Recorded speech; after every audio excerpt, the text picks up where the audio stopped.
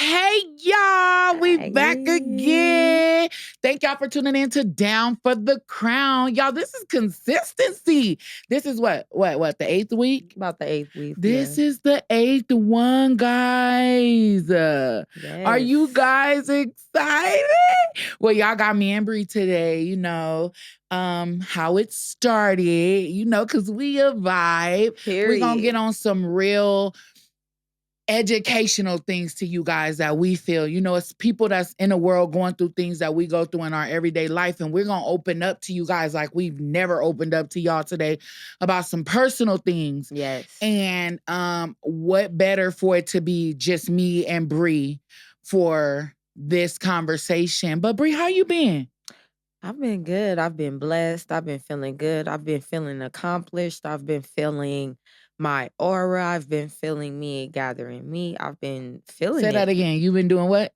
Me gathering me. You gathering you. And that's what people don't understand that you can do. It's time to take for yourself to gather yourself and feel yourself. Yes. You got to feel yourself so everything can be okay. Yes. Because if you don't feel yourself, how you going to have some room to feel somebody else? Period. I feel like, Bree, keep going, girl. You excite me. You feel me? I feel you. I feel you. Go ahead. You excite me. Go ahead. But I just been, I feel like God has just been pushing it out of me, like push her.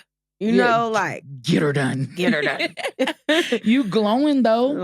Yes. You look real good, Bree. Yes. What's changed? What have you? What's giving you that glow? If you don't mind me asking, if you don't mind sharing with them, what's giving you that glow? Why you feel the way you do? Why you look different? I do. And your hair, and we twinning them. Period. Go best friend. I'm feeling it. Hey. But you just look real good, Bree. The light on you, the glow. What's going on? Talk to me. I mean, I'm trying with me. I'm just really focused. I'm on self-discipline. I'm really trying to grab hold of my life. Okay. And this is outside of a relationship. This is personal. Okay. This is personal. So it's me catching myself, gathering myself. Now I'm on my right tracks. You see what I'm saying? So I could just shoot straight through life.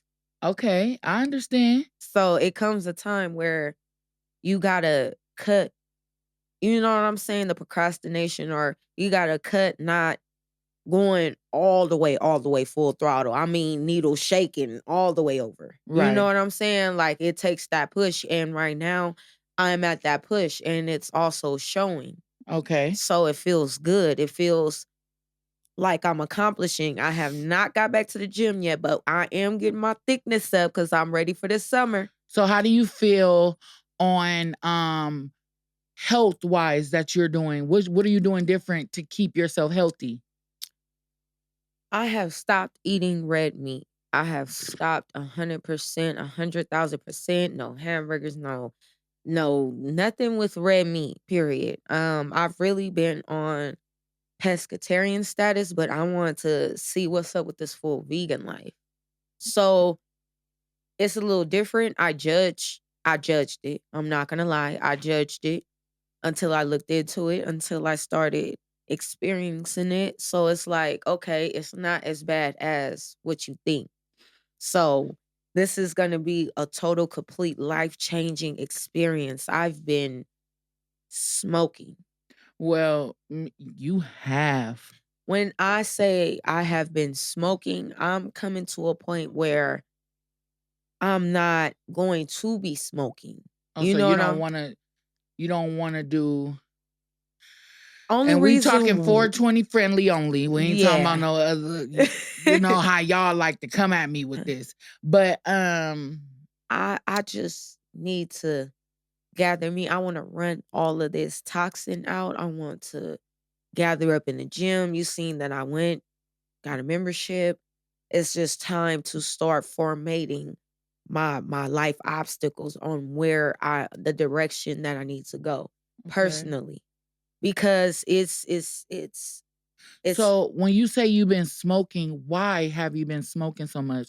Is it your personal life? Is it like like what talk to me like I've been smoking marijuana heavy lately for the past about month. Okay. About the month. Yeah. Okay. I've been stressed out from personal issues, personal problems, personal. Okay, y'all. Look, I know why she do it. I'm just trying to ease it out for y'all to know. I'm gonna let y'all know. So, do you want to open up and tell them what's going on in your life right now? Right now, I'm going through a whole transition. Okay. Right now, I'm about to, like go through life changes that I have not been through before with this particular situation. Okay. And also the new news that I have found out, about myself, especially at this age and learning that, like I'm adopted and like I'm starting to put things together on why certain people treat me certain type of ways and why things is happening and falling down to what it's falling down to right now. So you're adopted? Yes, most definitely. Okay. And what age were you when you found out that you were adopted? 27. And how old are you now? Just turned 28. So how did that make you feel as a human being, knowing how did that make you feel about the people that raised you, keeping that from you? How did that make you feel? How did that make you feel? First off, how do you feel? How do I feel right about now? that? How do I feel? And what do you want to say, not to cut you off, what do you want to say to the little girl out there that will find out that she adopted, or the little boy that will find out that they adopted at 27 years old? What do you have to say to them? That it's going to be okay. That if you were taken care of, if you were loved, don't hold that. That's going to drive you crazy holding that.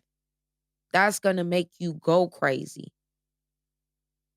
Forgive, let go, because that person kept you around for a reason. You could have been floating around getting raped. You could have been floating around in a drug house. You could have been floating around anywhere. You know what I'm saying? Like, if you've got blessed with good people that has been there since day one and that has been there since you have been born and they've done what they were supposed to do for you, don't hold that accountable, because best believe that they love you.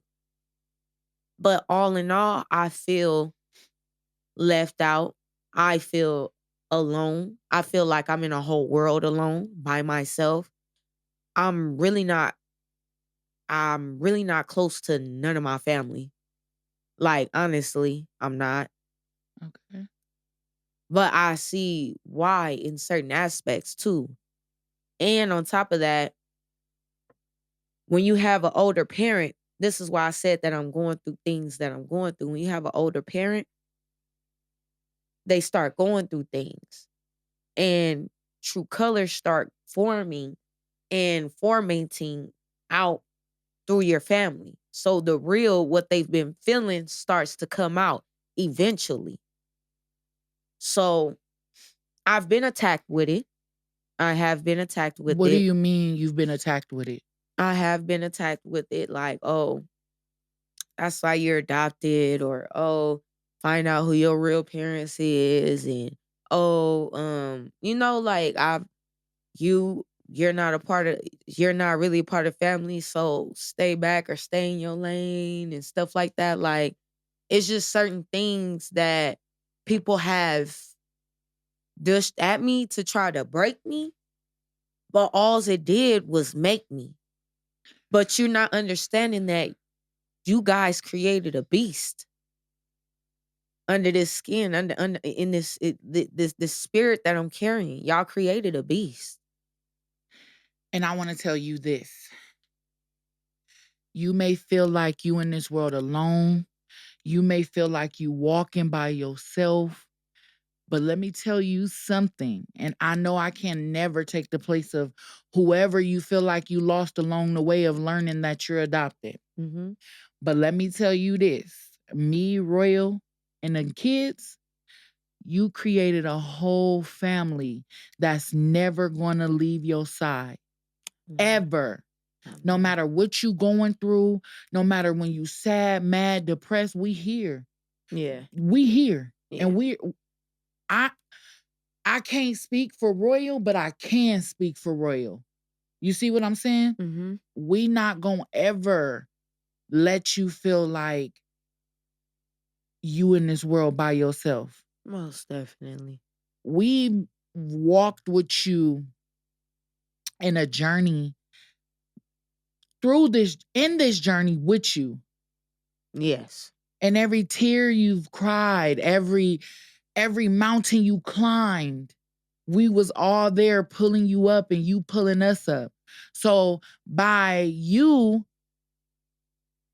thinking you walking in this world alone, that's never the case, ever. We right here with you. We gonna stay right here with you. No matter what you going through. And I understand you feel like you being adopted is, I don't know how to put it, like, I know your mom. I've been knowing your mom for 9 years. Yeah. Almost 10 years. Yeah. Because we've been together. Yes. When I first met your mom, she never rubbed me as you were adopted. Never, ever. She never treated you as if you were adopted. Her personally. Never. Now, I'm not going to talk about the other ones. And I done made that lady mad before. She ain't never, ever. It's her personally never gave me the vibe that you were adopted. Yes. So, but other people have. Most definitely. Other people have gave me that vibe. Yeah. You know what I'm saying? So that's what raised the bar in my mind. And I never really ever said nothing to you. But to really, your mama, she loves you unconditionally. Yeah. And I can sit here and tell you, she loves you unconditionally. She will go to bat and back for you. Yes. And it's kind of hard because now that she got dementia and she's going through what she's going through and you could barely get, her again. Mm-hmm. So I understand where you're coming from. I may act like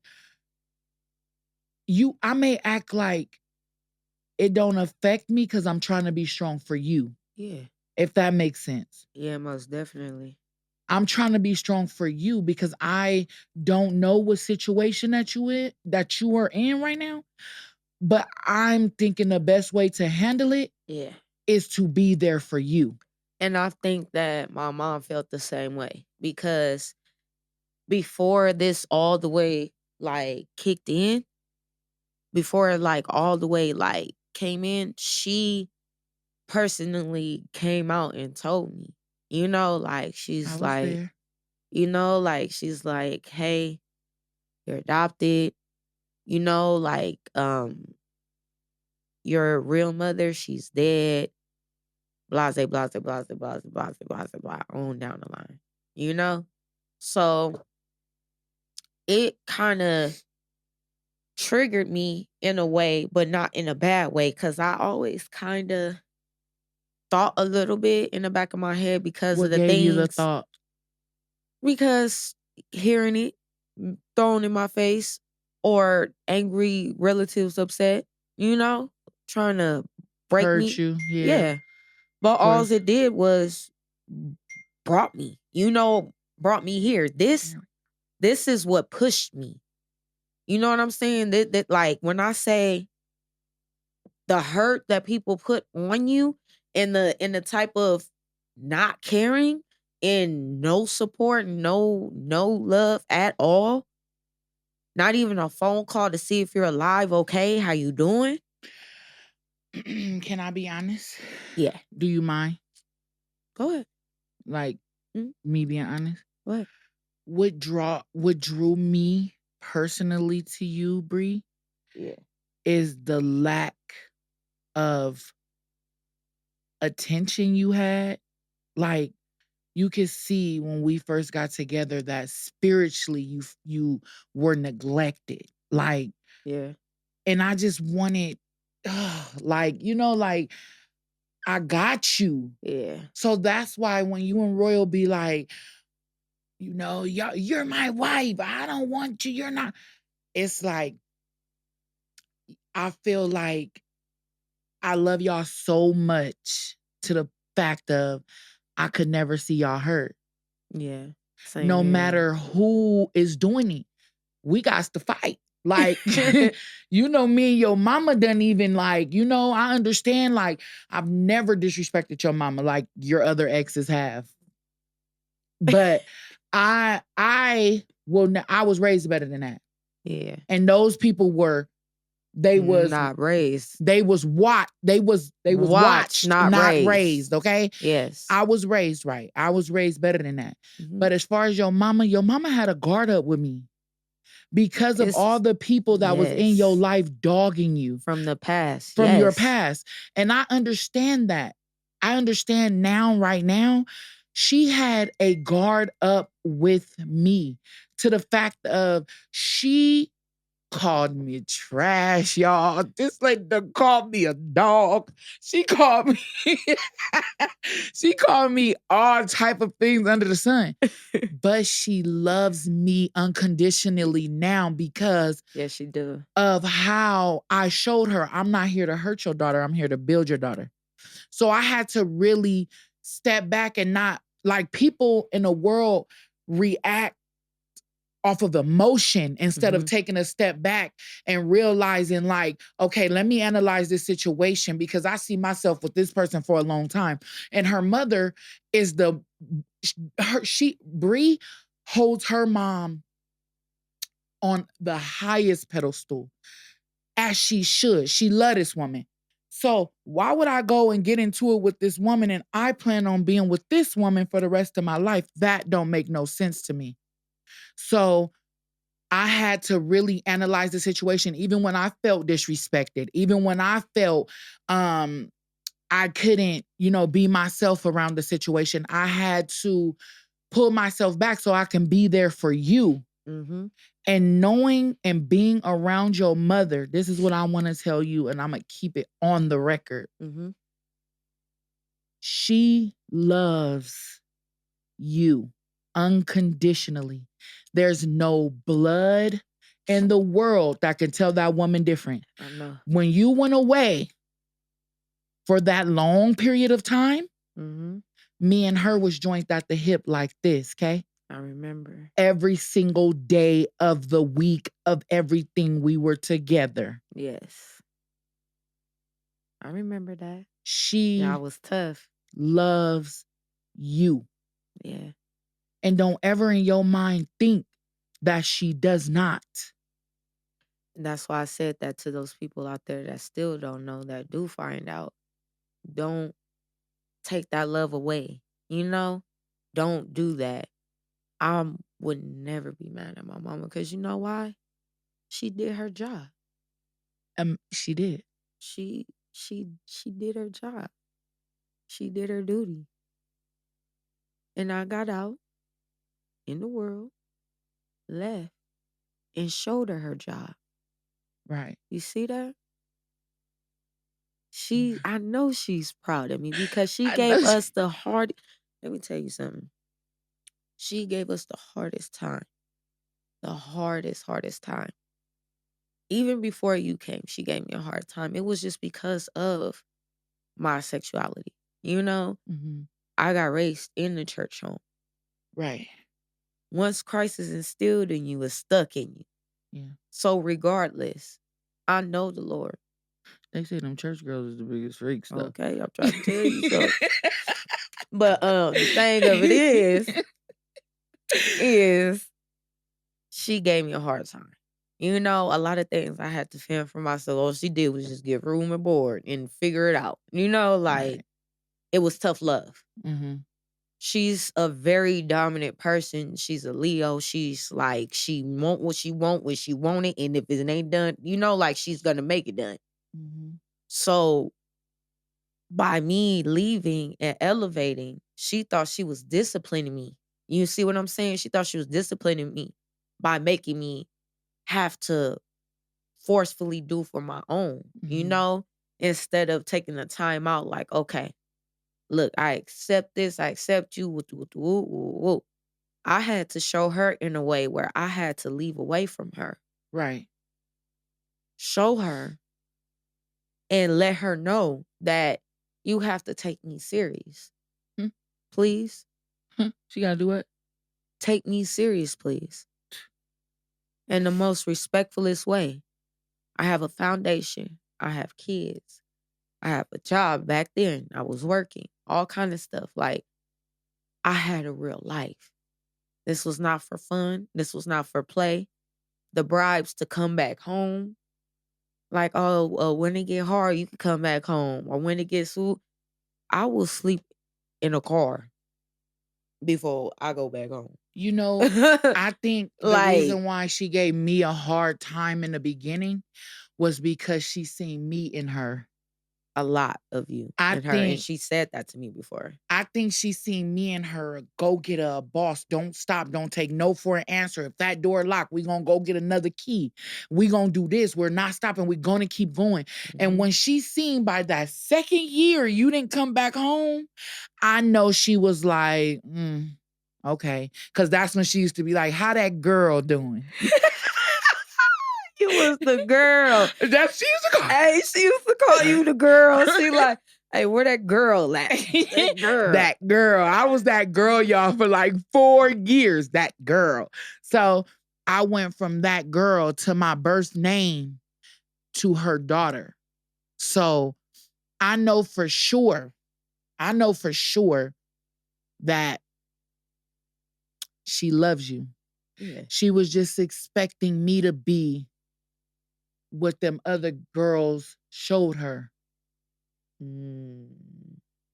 She wanted to prove me wrong so bad. And then when you went to the hospital for that 2 weeks, and I slept, well, almost 3 weeks. You just want to be in there long. Bree was in the hospital for almost 3 weeks, and every day me and Royal was there. And we were far. We were in another state, and her mom was in another state. We were in separate states. And every day I'll call her like, okay, this is what they doing to her. They giving her medicine. This is what they doing. Da-da-da-da-da. You know, Bree had, I don't know what the hell happened to Bree. One day it was like a full body infection. Yeah, she had a staph infection through her whole body. From, we had went to a jumper place and we was all having fun. We was drinking. Da-da-da. The next day, Bree had caught a fever and she started breaking out like all over her body. And, you know, we rushed her to the hospital or whatever. And she was in there for 3 weeks. My baby almost got up out of here, y'all, like for real. Like blood transfusions, all type of stuff. And when she seen me stand in her corner, the way that I stood in your corner, it was like I had to prove myself to your mom. When I say she knew you was by my side, because when I say I was crying, she was crying. I had to even call my auntie Gigi like, Auntie, can you pray for me, please? Yeah, it was like was almost over. Like it was. And you got so scared. Like I think you flipped out at the hospital. The people, you said, check her out right now.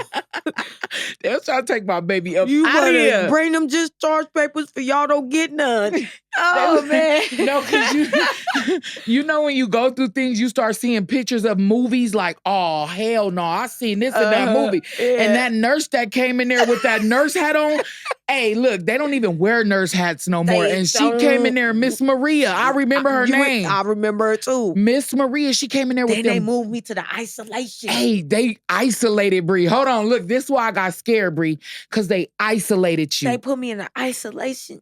This is when I got scared. Then Maria came in there with the whole little cross, the nurse cross red on her thing with the white jacket. I said, oh no, they trying to kill my baby. Get her, discharge her now. I heal her.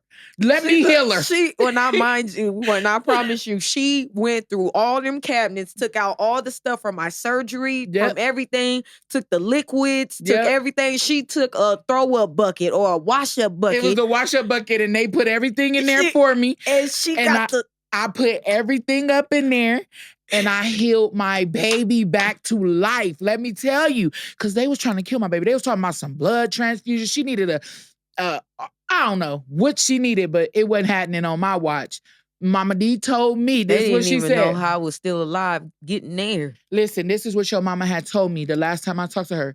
She was like, I'm on my way. I said, you don't got to be on your way, because let me tell you this. This is what I told her. I said, listen, you don't have to be on your way. As much as you love your child, and I know this, I ain't letting her get up out of here, because I know I'm going to have to go through you. Yeah. And we ain't having that. No. So run me them papers, doctor. Check her out real quick. Go on, check her out of here. She like, Miss Maria, she was scary. Yeah. She was like, well, if you check her out or something, they was trying to really You said, I'm going to show you, check her out. You ran in that hallway, found the wheelchair, rode that thing down that hallway, came and picked me up, put me in the wheelchair. Mind you, I couldn't walk. I said, hey, Miss Maria, come take this IV out. Come on right now. Run it out. Get it out. Seriously, they wasn't finna hurt my baby. And they talking about you needed another surgery, all type of stuff. And this was 5 years ago. 5, almost 6 years ago. And I healed you. Yeah. I healed you. When I say home remedies, I was on the internet thanks to YouTube. Okay, we'll get rid of this. We'll get rid of, okay, you said what? Oh, we need here we go. And she had to teach you how to walk again. But it's okay, because I was Nurse Dotson up in there. I was Nurse Dotson. I don't care. And I brought you back because of the simple fact of I had to. Your mama would have killed me. Yeah. She would have killed me, Bree. She would have had the Secret Services after you.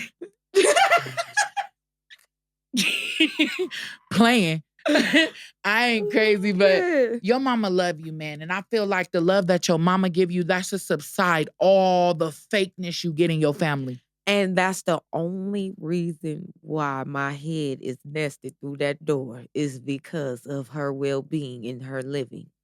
For real. I believe I live with you. I just want the world to feel me. For real. So I just, I really don't appreciate it. And she told me it was going to end out like this. She told me it was going to be fake. She told me it was going to be a lot of people telling me things to hurt me and to break me down or not wanting me involved. Like, she put me up on game. That's why I'm taking it well now. You know what I'm saying? So I'm not taking it well. Of course, like I said, I've been smoking heavy, but it's just so much I'm processing right now. Like, getting told that my mama fully in dementia, having to worry about if she's okay, having to worry about, like, it's stressful. You know what I'm saying? It's like, why right now, and why is it attacking heavily? You stay in the car so much, smoking. Yeah, I forgot you lived with me. I do. And I be thinking and smoking. And then I don't even know how I maneuver through the day. I get everything done and still be smoking. It's because, like, I get anxiety, like PTSD. I don't know. Like, I start thinking too much. I start getting in my head. And then when I have, like, not have to, like, oh, I got to, but I roll up. What's your biggest fear? Ooh, my lips is juicy. What's your biggest fear in this process of going through this with your mom? Her having dementia, her not being able to communicate with you and tell you what to do. The hardest part for me is not being able to, mind you, I already lost my dad. The hardest part is not being able to, like, talk to her, not being able to have a real mother-daughter conversation. Not being able to call her for advice, not being able to call her and Be like, "Mom, get ready. I'm about to come pick you up. I got you some outfits. You about to come What we visit me used to for, do. for the holiday." Like, it's not that. It's not getting up, walking us out to the door and watching us, making sure we're What we safe. used to do. Her being who she was a year ago. And mind you, I already lost one half of me. So it's just like, that is stressful. I'm gonna be in this world all by myself. You're not, though. Not by myself because I have my family, but as far as immediate family, You're saying like your family. yeah. And I can't, you know what? It doesn't stress me out. I need to know. Not talk about like, I know what you mean. Not meaning your family that you built. You're talking yeah, about like the families you was raised with. Yeah. Yeah. Well, I don't know what to do. Me, but I just sit and watch you cry. I sit and watch you. Because there's things is nothing not right. there's nothing I can say to you, and that kills me inside. I can't say it's gonna be all right, baby. Cause it's not. It's It's all right. Well, I told her, I just seen her. give me this tissue, please. Like I just told her, Mom, she was so upset. She started crying. My mom started crying to me yesterday. She said, I took her on a long walk around the whole entire neighborhood. She said, it's not fair that I cannot get up and walk and laugh and talk with you guys. And she started crying. I had to turn my head, and gather myself. And I had to get it together as a grown woman, as your daughter, your only daughter. Like, I'm like, Mom, you don't know how much I thank God every day that you was alive, that I don't care that I'm pushing you in a wheelchair. I don't care. Just as long as I'm able to experience these moments with you. You've done all the work. You took care of me. You done all you're supposed to do. It's the other way. Right. I'm thankful that I'm not walking to go see you in a for real. I believe that. I said I'm glad to walk with you. I'm glad to Be what? able to do that. Like, you're grateful. Yeah. And I told her that. I said, I thank God for this. You're absolutely She grateful. said, yeah, you're right. And she was in her right state of mind. The whole time. But she was so hurt because me, her, and Alex always go on night walks together, or go for walks. It hurted her feelings because this was the first time all three of us was on the walk. And she couldn't walk with y'all. And she couldn't walk with us. That broke her down. Even before I left out the door, she knew I was leaving. But she said, nah, I've still said that. She said, I still say that that's not right. She said, that's not right. Listen, when y'all was walking, right, I'm looking at her like, soon as she came out the house, her whole face lit up. It was just she looked like she was at Disneyland. Yeah. It is not hard to make this woman happy. It is not hard. Listen, so I rolled up on her. I said, hey, yo, what's up, Mama D? What set you claim? She said, I retired a long time ago. No, she said, I'm from Dallas, Texas. No, that was the second time. The second time. Yeah, she said, I said, what set you claim? She said, I retired a long time ago. I said, where you from? She said, I'm from Dallas, Texas. I'm from Dallas, Texas. I start rolling. Yeah, she's something else. So what do you tell people in the world right now that's dealing with a parent, a loved one with dementia? How do you feel like is the best way to handle that? Because people are living with dementia, and I was don't have nobody. Exactly. I was watching something where this lady went in Walmart. She was like 96 years old. She had dementia really bad, and she went in Walmart and she got like some nail clippers and some cotton balls or something.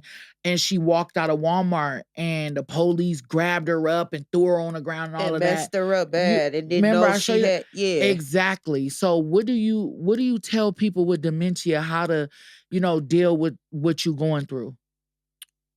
I'm gonna be real. You have to have a person with common sense. Common sense in their head. Have patience. And have understanding and also have a heart. Not no non-caring person. You have to have somebody that's there for you that can understand. It's not hard for a person that's getting upset that has dementia to ease their way. Oh no, I don't want to eat right now, or get that out of my face. You know they need to eat. Right. But it's easy to have story time and you know, and finesse them into getting the proper care taken care of. You have to have the time and the patience and the strategies, and also go take classes. I took classes for my father. I took classes for him. He had dementia. He had dementia as well. I went and took classes for him. When I say it's going to have you sad, mad, crying, happy, hectic, on down, it's going to have you very emotional. It's going to have you on an emotional roller coaster because that's not their usual self. And sometimes they can say things that they don't mean, but that's not them. And you know that they don't mean that. Because they can get crazy. Laugh, but you remember when your boss said, she called me what did she say? Yeah, she said, don't worry about it. She said, don't worry about it, bitch. I said, what? Ow!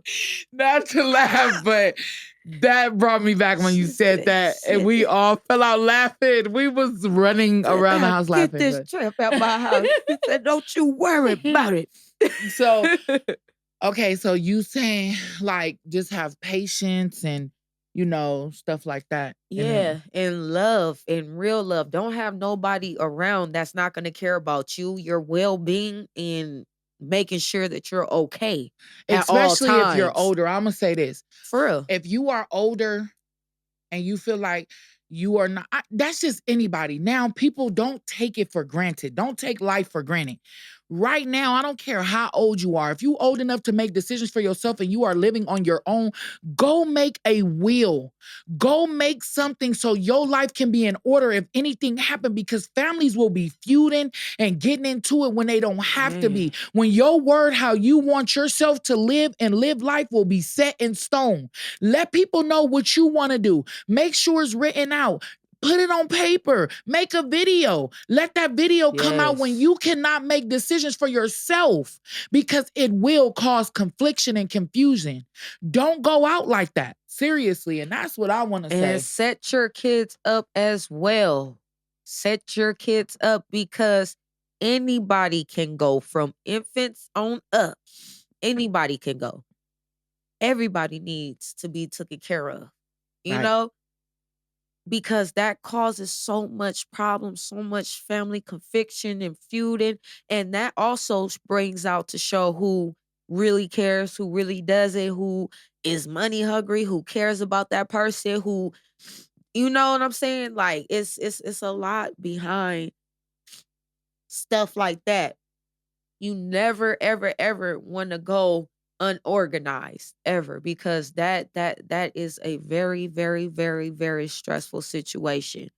And those type of things are life learning lessons to get on it now. And you don't have to wait until you're 40 and 50 and come on, you know, to go get insurance.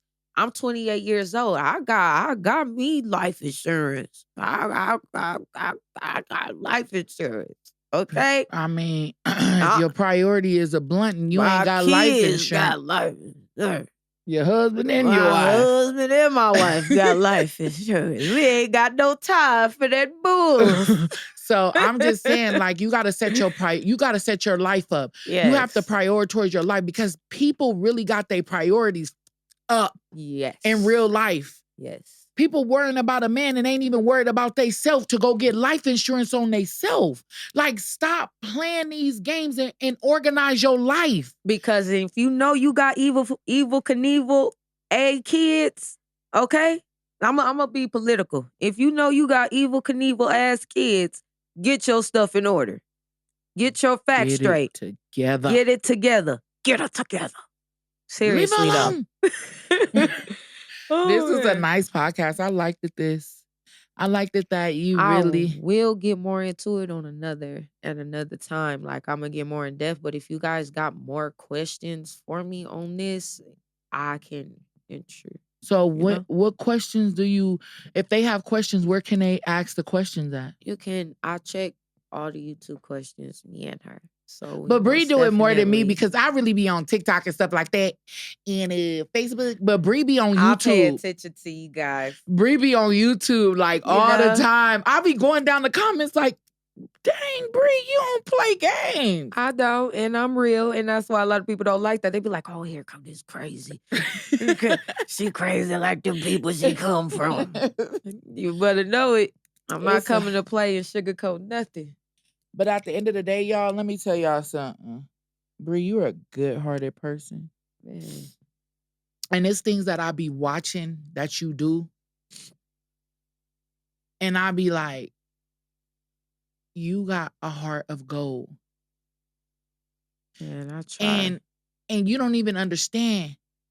Your blessings is already granted to you because of the things that you do for people. Bree, yes. I've seen you. I seen us recently about to go have a good time, go wine tasting, and you like, no, turn this whole car around. We got something to do for a family member because they called complaining. And you will put yourself back before you will put yourself on the back burner and put everybody else on the front burner. And I'm not saying that's a bad thing, and I'm not saying it's a good thing, but that's why your blessings flowed out the way that they do. That's why you're never hurting for nothing. You have never wanted in your whole entire life for nothing. Because your mama and your dad made sure. They made sure you were raised right. You was raised with love. You were raised where your mama and daddy showed you how a relationship is supposed to be. Yes. People not blessed like that, Bree. People, daddies is in jail. People, like the life that you live, this is why I'm saying adoption don't mean nothing. It don't. Because I will go hard for it. Exactly. Adoption don't mean nothing because people that wasn't adopted is getting treated way worse than you got treated. You way worse than you ever would think to got treated. Mm-hmm. People daddies is in jail. People mama's cracked out. People kids don't even know who daddy, the baby mama don't even know who the baby daddy is. Like all type of stuff, man. Yeah. You was raised in a nice 4 or 5 bedroom house in the suburbs. Yeah. Every utensil and motorsport bike you can have. When I met you, you still had gadgets. Basketball court in the backyard, big ass trampoline. Like you was spoiled on, like you. But it didn't. Check this out though. The thing, you know what's crazy? I feel like my mama gave me a retry. I feel like she said, "Damn, I messed up. Let me retry it. Let me do it." I think so. You was the retry child. Yeah, I was the do over. Oh, okay. I was the do over. I was the okay. You're gonna work for this. You're gonna. You see what I was telling you the other day that I hate being the baby. I hate being the baby too, but I feel like in my family, they throw the girls out. Not throw them out, but like as far as like, you better get out, go get on your own. You better go get you a job. You better more independent. The dudes is more like baby carried, you know? I mean, that's in everybody's family though, Bree, because I feel like my mama got 3 girls, but and 1 boy, and he ain't the baby nor the oldest. And he get treated the best of all of us. But do you think, I think it's a boy thing, mama's boys. That's just what I think. The child that really is, I mean, running the Hot Wheel tires. Yeah. Yeah. It's like. It's the boys. It's the boys. Yeah. It's the boys. I really do, but I just don't like being the baby. Because being the baby and your mama older, you know, my mama's 65 years old. It's too emotional for us. You know what I'm saying? Yeah, like my mom, you know, when she goes to the hospital or something or gets her, I be the one like I be panicking. I be on the doctors. I be like, hey, you know why? Because we was the last one there when they calmed down. See, in the older days, like the mama was partying and all this, it wasn't really that. Yeah. So when we came along, they was settled down, cooking meals and going to church and all of that. So we got the full-time parent as being the baby. And then, mind you, right? Don't we be looking crazy at the older siblings? Like, well, what the hell? Do y'all care about y'all mama? Do y'all want her gone? Y'all trying to kill her. Y'all trying to kill her. Y'all trying to kill her. Hey, I say that all the time. I be like, what y'all trying to do? I'll be like, y'all don't even care about mama. I'll be like, okay. Mama, all right.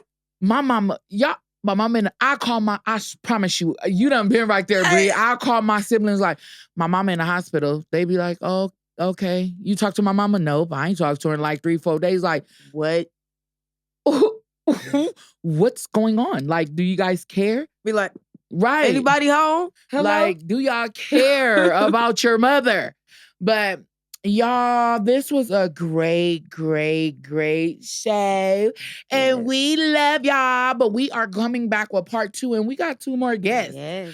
We got 2 more guests that's coming. So y'all make sure y'all come next week for part 2 of this one. And this is episode 8 of 50, y'all. Go, make sure y'all go tune in, watch all of the Down for the Crowns if y'all haven't. Go to this page, the YouTube page, Royals PolyLife. And make sure y'all go catch up on all of them and turn on your notifications bells so you guys will not miss some. Add us on YouTube at Royals PolyLife. Add us at TikTok at The Royals PolyLife and Royals PolyLife Backup. Add us on Instagram at The Royals PolyLife. Add us on Facebook at Royals PolyLife. And yeah, that's all everything. Royals Gmail. If you got any inquiries. If you Google us, wait, let me tell you this. If y'all Google us, Royals PolyLife, some exclusive things will pop up. Yeah, they will. Some exclusive things. So y'all go ahead. Do your homework on the Royals. If y'all got anything to say, hit the comments below at the bottom. Hit the comments right there. I will reply and I will write them down as well. If you guys got any questions or got some ideas on a podcast that y'all want us to touch on, if y'all want us to touch on some statuses or whatever is going on in the world, let us know. Get at the bottom. Give us some suggestions. Don't be scared. It's okay to write. Now a lot of y'all know what I've been going through and why I've been smoking so much, so y'all can stop asking why. Y'all know why. And another thing is, if you want to be a guest on the podcast, you can either sit in this chair or you can come via whatever on this TV. So if you got Uvo, Tivo, Zoom. So if you guys want to become a guest on the show, you don't gotta be a social media influencer. You don't gotta be a celebrity. Any collabs, hit the Gmail. Any collabs. If you want to do collaboration. RoyalsPolyLife@gmail.com. She said it. Let's go, y'all. Let's work. And we out. Bye.